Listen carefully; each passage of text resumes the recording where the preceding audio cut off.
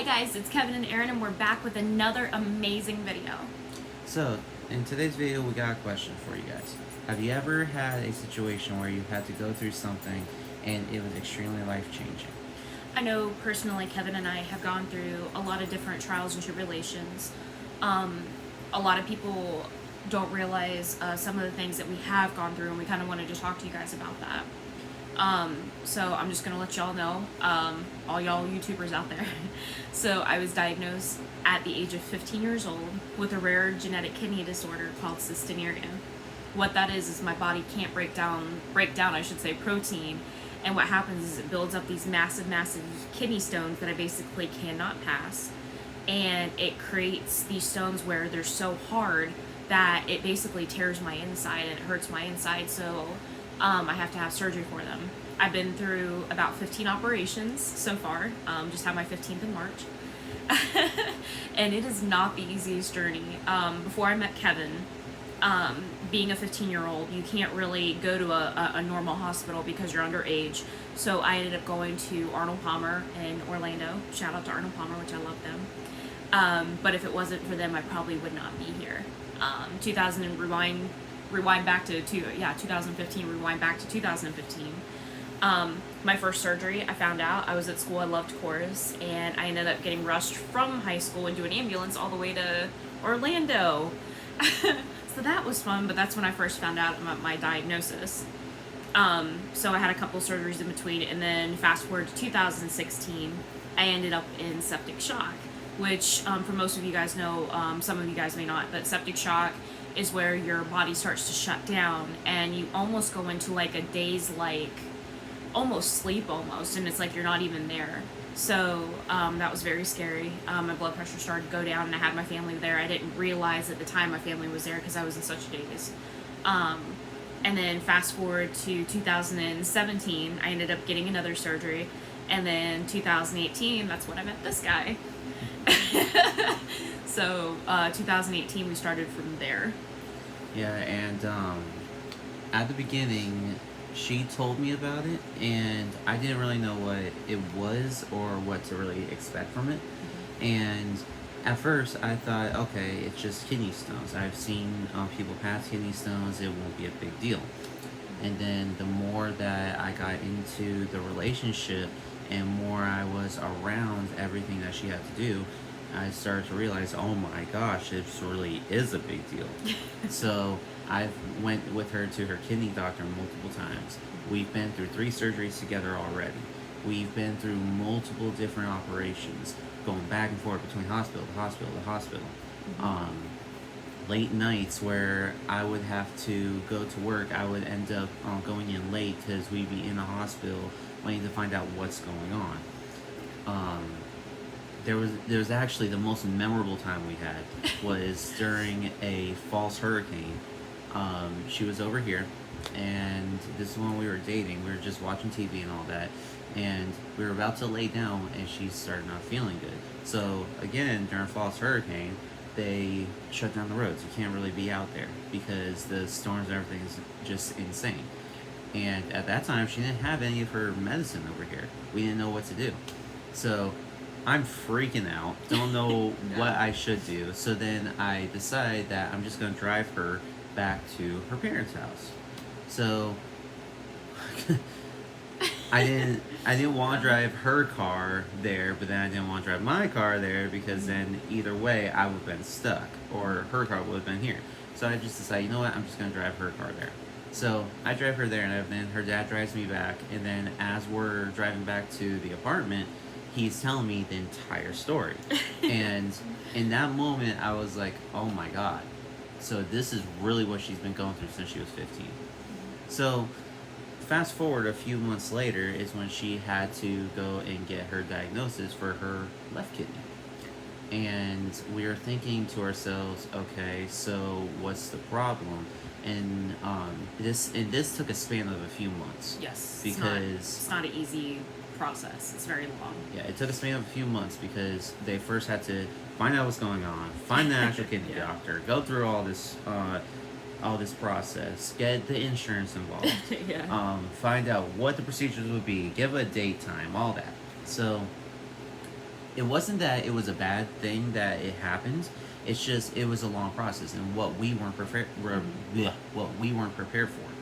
So when it came down to it, we finally got the date and all that, and we were taking shifts where I would stay a few nights, her parents would stay a few nights, her grandparents would stay a few nights, because and this goes back to like our last video where I worked the night shift. Mm-hmm. So working the night shift is also hard when your spouse is in the hospital. Mm-hmm. So I would be getting off of work, come home, get dressed, get showered, all that, take Teddy out, and then I would go to the hospital in Altamont, and it was about an hour drive, give or take.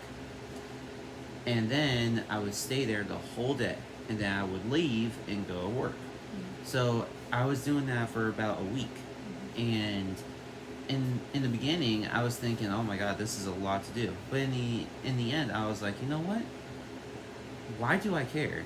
It's something that is personal, and this is my fiance. At the time, she was my fiance. At the time, yeah. Sorry, y'all. That confused y'all. This is my fiance. I need to take care of her. And I'm thinking to myself, as I'm leaving back and forth, what can I do to make her happy? And even though she's in this kind of horrible situation. And even though a lot of the things I didn't, because she wasn't really like all there because of the medication and everything, in the end, like when I wasn't there because I was working and she was getting discharged, the nurses were telling her that I was there every single day. Mm-hmm. I was there to make sure that I understood what medications they were giving her, why they were giving her this specifically, why this was happening, why that was happening, and taking care of her the whole time. So again, fast forward, that happens. So she comes home.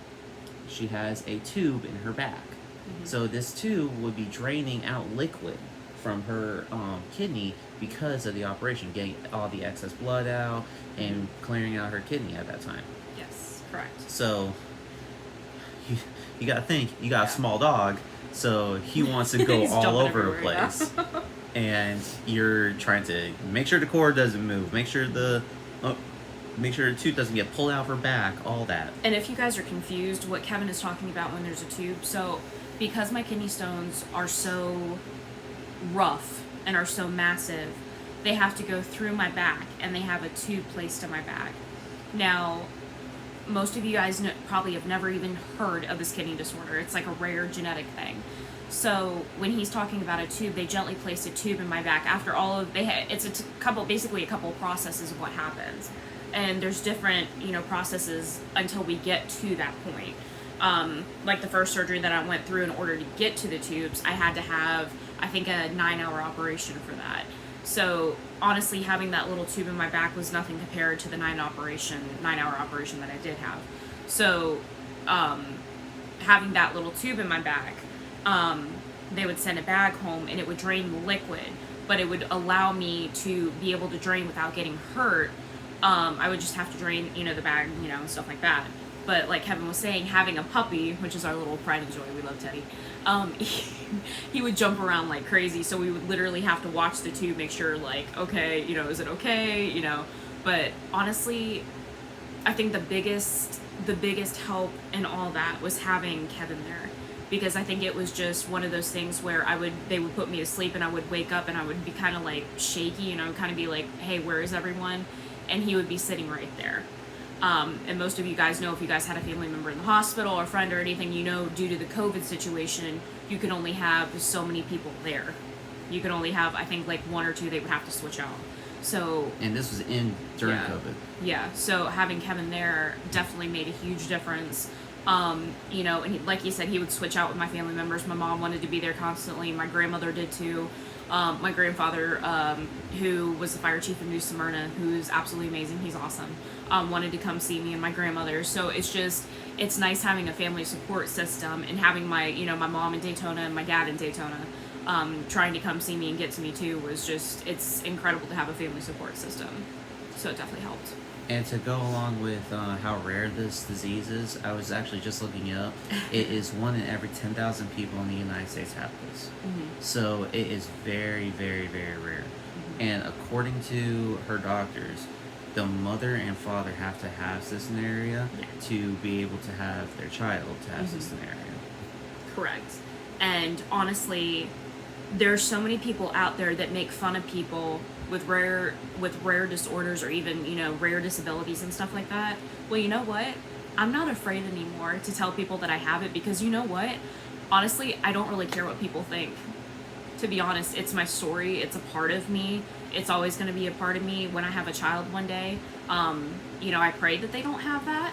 But if they do, you know what? We're going to rock and roll it. I may end up, nicknaming my child, my son or daughter, Rocky. But, like I said, it doesn't really bother me anymore, because when, I first started out, yeah, it was very embarrassing. But now I'm just like, okay, what's up? What's good? Yeah, and like, so every day, she also gets a little upset herself personally, because she has to take a certain amount of medication every day, and these medication are literally little circle pills. So because of that, she has to take 2 tablets every morning, evening, and night. So she has to take a total of 6 tablets a day. She has to take 30 milligrams of a liquid every single day with it, and all her other medications too. So like because we redo it every Sunday. Yeah. So we have the whole week planned out.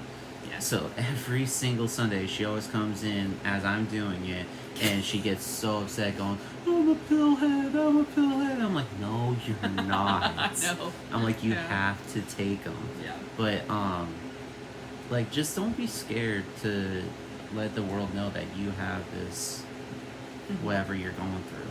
So like, one thing that really gets to me all the time, whenever I watch videos on YouTube or whatnot, is people who are so scared to get out there, because like, so say you have cancer and then all your hair is falling out, you have to wear a wig. Who cares? It's about the person that you are. Not everybody's perfect. And that's why I have to tell Eryn all the time, is nobody's perfect. Like today, she got a little upset after seeing something on Facebook, and she's like, "I don't understand why people have to have this perfect life, a perfect body and all that, and I'm here with this." I'm like, you need to stop and calm down. You are completely fine. There's nobody in this world that is perfect. And that's another rant I'm going to go into with Facebook later on. Personally, why I don't really like Facebook. But it's one of those things why I get on her about that, because I don't want her to keep thinking that way. Because she always wants to think that there's something wrong with her. There isn't. It's just an obstacle that you have to go through. And it's life-changing. I didn't expect to get married to somebody who has a disorder. I didn't expect to get married at the age of 20. I didn't expect all this. Well, not 20, but in my 20s. Yeah. I didn't expect all that, but in the end, it's what you go through that makes your life give meaning, And I think what's really interesting too is I have a couple of friends of mine, and one of my girlfriends is like, "Oh, I have ADHD. Oh, I have this. Oh, I have that." Okay, you're embarrassed because you have ADHD. You shouldn't be. ADHD is not a bad thing. It really isn't. Sometimes it affects your body in ways you don't want it, to be affected, unfortunately. But so what if you have ADHD? One of my other friends, he's got depression. Now, depression is a very, very, very, very serious thing. Because it can lead to different situations, which I've seen, unfortunately, with some people. But the one thing I want to say about that is, do not be afraid that you have depression. If you were feeling, how you say, suicidal, come talk to somebody. Please, please, please do not hold that in, because it can be very, very, very, very serious. Because I've seen some situations where people don't talk to somebody, and unfortunately ends in some really bad things. So, like I said, depression is a serious thing. I'm not saying take it lightly, but what I'm saying is don't be afraid to talk to somebody about that. We've got family members with some depression, which is not a bad thing at all. We've got kidney disorders in the family. We've got ADHD in the family. We've got a lot of different things. Like my little brother, he has ADHD. He is literally my other half. So, like, the two most important people in the world to me are Aaron and my little brother. And something else, when he was born, the part in your brain, like right back here, the stem, his was broken. Yeah. So he, by the age of 3, was still the size of a toddler, and nobody knew. So we had to go and get a whole thing done to find out what was going on with him. And it turns out that he has to have growth hormone medication injected into him every single night until he's 18 years old so that he can grow. Because now he's up to here on me, but before he was the size of a toddler. And that's just extremely scary. And then people make fun of him because if you actually look at my little brother, he is literally just skin and bones. But that's the side effect of the growth hormone medication, is that it decomposes body fat, but it allows him to grow. So he can still do that until he's, it's required that he does until he's 18. He can choose to still do it or not. But by then, until that point, he's just going to be skin and bones. Like, yeah, he'll have a little bit of a stomach, but everything else is just pure skin and bones. It is, yeah.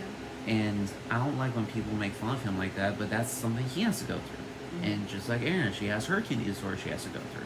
You know, and the funny thing is that people, you know, people still to this day make fun of me for having a kidney disorder. And you know what? Honestly, I could give a crap less about their opinions. I'm sorry to say that. I could care less. Because one, it's a part of who I am. And honestly, it's allowed me to help other people. Like, I'm an ESC teacher, and I absolutely love helping children with it's not even disabilities, it's learning challenges. Everybody has something that they have to learn or have a problem with learning. So if you're making fun of somebody that has a challenge, you're a dumbass. I'm sorry, you're a dumbass. Like, why would you make literally make like fun of somebody that has like a challenge? Like, you just must be playing stupid or something. Like, no offense, but you must be playing stupid. You know, because people with learning challenges and people with disabilities rock. They really do. Because they surprise you in the most incredible ways that you wouldn't even recognize. They're actually the most intelligent people in the world. You know, and like, honestly, like with Kevin, when I first got married to him, which is awesome. We got married in December. One of the most incredible things, I think, was when we first got together, we didn't know, like, we knew, like, a lot, we knew about each other and stuff like that, and we knew different things, but I think we learned more about each other when we got married. And then he asked me, does it ever bother you about your kidney disorder thing? And I told him, I remember telling him. That was a whole night. Yeah. Literally, we talked about that at 7 o'clock, give or take, like over dinner. And we did not finish talking about every situation that we were talking about until about almost 2-3 in the morning. That was a long, long talk. And like, honestly, like, yeah, it used to, like, I would tell you, be honest with you, yeah, it used to bother me back then. But now that, you know, Kevin and I are growing, you know, in Christ and growing with each other, like, it doesn't bother me anymore. But I will tell you this. If I catch any of you making fun of somebody with a learning challenge, not going to be a good idea. Just saying. She is very, very particular when it comes to this specific topic, because her being an ESC teacher for 3 years and going through and seeing how people are getting bullied and little kids are being bullied, it's not cool. It's something that she doesn't like. And that's also going to be another video we talk about bullying, because I've had my share of bullying through school, and it was not good for me. I wasn't bullying people, I was being bullied. Yeah. But sometimes you have to grow from that. So, but anyways, so that was our discussion today. If you guys have any comments that you want to give us, any topics you want us to talk about, any insight, any questions, just let us know in the comments section. Like the video if you want, and send people our way so they can see our videos. See you guys soon. All right, later.